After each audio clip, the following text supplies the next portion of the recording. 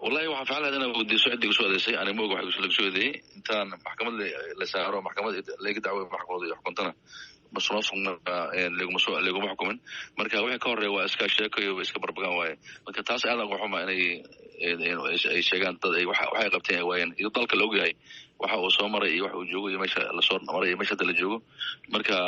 aad ugu xuma marka maxaa dhacay adiga ma baaritaana socday muddaba sida aan maqalnay muxuu ahaa baaritaanka qayb intee la egaasa adigu ku lahay in aad la shaqayso hay-adihii baaritaanka waday baaritaankaas waa sax waa jiray waxbaa jiray tuumaad ayaa jira meel haddii la joogana oo dadba awgta dada xiran marka dadka xirana qaybna waxay ka shaqeynayeen wasaaradda maalinta gaar ahaan cashuura beriga qaybna meelo kale ayay ka shaqeynayeen marka waxaa saxa qofka meesha madax ka ah haddii ay qof shaqaalaha tuum ogolo in wax laga weydiiyo oo la yidhahdo si qofkaas u shaqo jiray si ahay maxaa ilaa awoodda ku olahay ilaa awooddaada adiga waxaas in la weydiiyo waa iska caadi marka laakiin tan waa ka duwan tahay waxaan maqlayaa anoo shalay joogo magaalada dhaktar weliba mashquul ku ahay dhaktar ku mashquulsanay oo aan dhaktar jiray subaxdii horena xafiiska markaan tegay 2 saac ayaan tegay kadibna waxaan u gudbay dhaktar ayaan tegay dhaktarkii anoo kumanaya waxa la xafiiska booliska joogo saas way kada waxaan ka arkaba social media ka arkaba inta aniga aan leeyahay ama la soo wacay marka maxaa la baaraya waxa la baaraya maxay ahaayeen kulli waxa la baarayay aniga waxa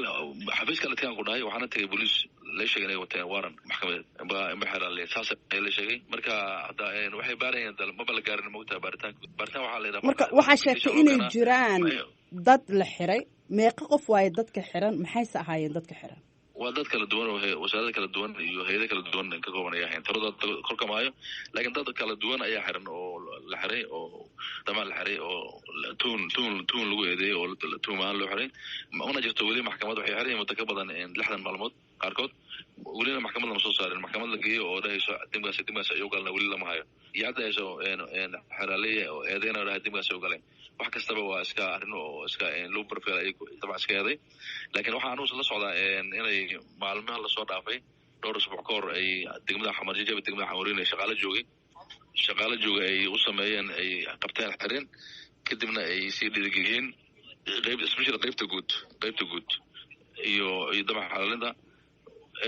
kidab xafiiskana way xirteen furan way qaateen kadib markii wada hadal kadib qaybta guud maxay tahay booliska gobolka Banaadir way oo arrimaha mashquul ku leeyahay waxa iskala arrimaha sayidii iskala iyo hoggaanka lanta cashuuraha turmudar ayaa iskala marka dama waxaan arkaynaa arrimo waxaan arkaynaa iska kalenta oo aan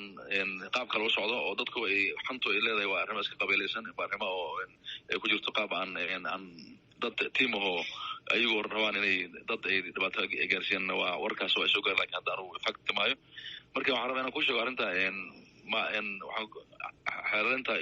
ayaa waxay samaysay degmada xamarjab na maamulay ka xirtay iyo qasaji degmada warta nabadda waxay ku socotay qasaji waxay soo keentay saldhiga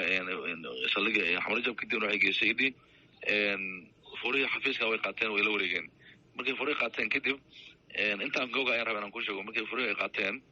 3 isbuuc kadib ayayna waxay dhaheen anigu aan dhahnay hadda xafiiska waxa yahay shaqa dawladayaan lagu hayay lacag dawladda ayaa la soo xiranayay waxaa la ninkan xafiiska dib u furteen wayna ogolaadeen xeerada qaranka way ogolaaday tiim isku darnay tiimkayga iyo tiim oo xeelalinta ka socday xafiiska la furay documentigii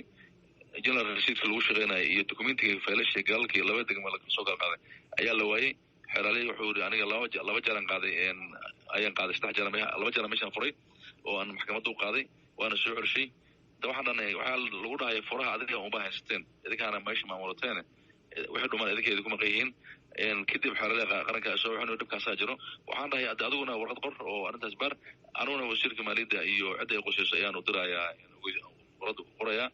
warqadan qoray oo leeyahay ku socoto wasiirka maaliyadda iyo dhamaan wasiirada iyo gaashaamaha guud hanta dhowrka qaranka xisaabiyaha guud iyo xeelanta qaranka in documentiga ay xeelanta qaranka ay qaaday shaqaalaha wasaaradda maaliyadda ee gacanta loo way oo maqan yahay numberkaas marka waxa laga yaabaa nimanka aan naftooda iska cariisayeen oo ay leeyihiin